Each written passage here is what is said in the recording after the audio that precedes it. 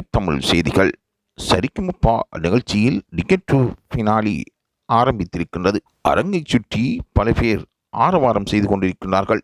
பாடி அரங்கத்தை அதிர வைத்திருக்கின்றார் சபேசன். மிக பெரும் பரிசு காத்து கொண்டிருக்கின்றது. மிரண்டு போன சரிக்குமப்ப நடுவர்கள் பலரும் எதிர்பார்க்காத அளவு ஃபைனல் தெரிவில் டிக்கெட் டு ஃபைனாலி நிகழ்வு நடந்து கொண்டிருக்கின்றது.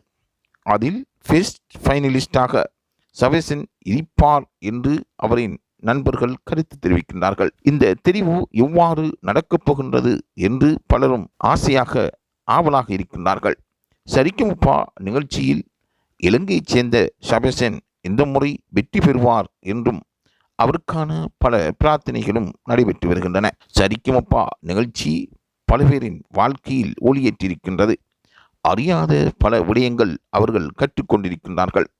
வெற்றி நடைபெறக்கூடிய தனது வெற்றியை கொண்டாடக்கூடிய பல போட்டியாளர்களும் அதில் பங்கு பற்றி தனது வாழ்நாளில் பல சாதனையாளர்களாக பின்னணி பாடகர்களாக வந்தவர்களும் இருக்கின்றார்கள்.